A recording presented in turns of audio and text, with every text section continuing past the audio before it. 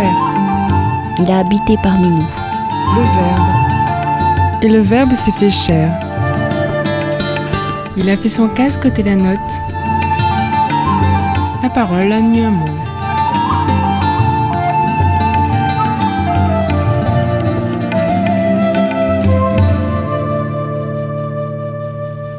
Évangile de Jésus-Christ selon saint Luc. En ce temps-là, Jésus disait à ses disciples : « Soyez miséricordieux comme votre Père est miséricordieux. Ne jugez pas, et vous ne serez pas jugés. Ne condamnez pas, et vous ne serez pas condamnés. Pardonnez, et vous serez pardonnés. Donnez, et l'on vous donnera. C'est une mesure bien pleine, tassée, secouée, débordante, qui sera versée dans le pan de votre vêtement. Car la mesure dont vous vous servez pour les autres servira de mesure aussi pour vous. »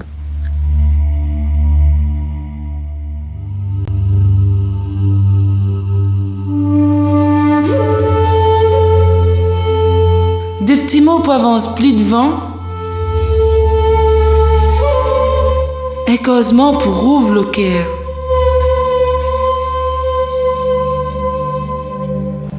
Merci et bienvenue vous tous sur les ondes de Radio Arc-en-Ciel pour cette petite séquence de lecture de l'évangile d'aujourd'hui. C'est Marcel avec vous pendant toute cette semaine. Et par rapport à ce que nous l'avons entendu aujourd'hui là, par ce passage-là, nous pouvons poser une question: comment nous doit comporter à nous en tant que chrétiens? Comment un chrétien doit comporter à lui envers ses frères et envers ses sœurs? Eh bien, l'écrit dedans, c'est en montrant envers tout le monde qui entoure à nous la même miséricorde, le même amour que l'amour du Père céleste. Soyez donc miséricordieux comme votre Père est miséricordieux, c'est lui qui dit à nous.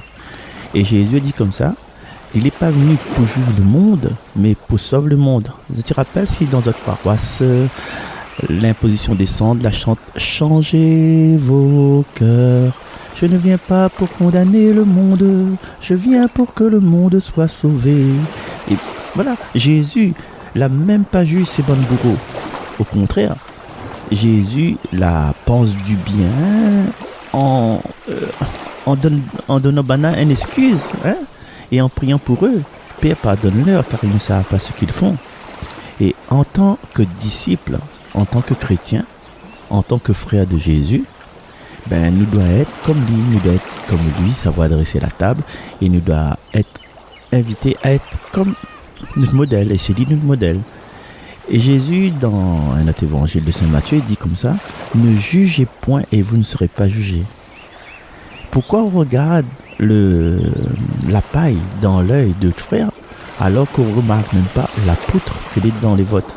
Les créoles connaissent ça un peu plus loin. Il dit: ah, on remarque la paille dans l'œil d'autres frères, mais la forêt, il y a d'autres yeux ou pas. Ça créole ça. Et la poutre, c'est que ça veut dire, c'est le désamour, c'est l'orgueil, c'est le ressentiment que nous avons dans notre cœur. Et ces vices-là, c'est comme un madrier qui empêche à nous de considérer la faute de notre frère, de sa propre perspective, ce qui est plus grave encore que la faute elle-même au bout de compte. C'est un petit paille, un petit brindille. Et par conséquent, ce sont là les bonnes attitudes que nous devons supprimer en premier lieu. C'est seulement avec l'amour que nous pouvons vraiment corriger l'autre, en prenant en compte que l'amour excuse tout. Ça c'est le Corinthien, ça Saint Paul a dit ça. Et quand le Christ dit ne jugez pas, il n'est pas en train d'interdire à nous notre exercice de capacité de discernement, ni de dire à nous que nous devons approuver tout ce que notre frère fait. Ce qu'il interdit, c'est d'attribuer une mauvaise intention à la personne qui agit de cette manière. Parce que nous avons Dieu seul, il connaît ce qui se passe dans le cœur de la personne. L'homme, il regarde les apparences, mais le Seigneur regarde le cœur. Par conséquent, juger, c'est un travail, un prérogative, on peut dire, de Dieu.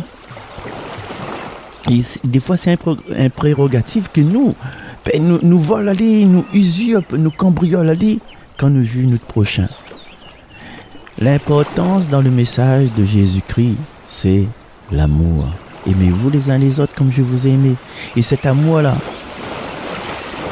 il répand à travers notre cœur, à travers l'Esprit Saint. Et dans l'Eucharistie, le Christ, il donne son cœur comme un don. Et à partir de là, nous peut aimer chacun de nous avec le cœur de Dieu, le cœur du Christ. Et être miséricordieux comme notre Père du ciel est miséricordieux. On nous retrouve demain.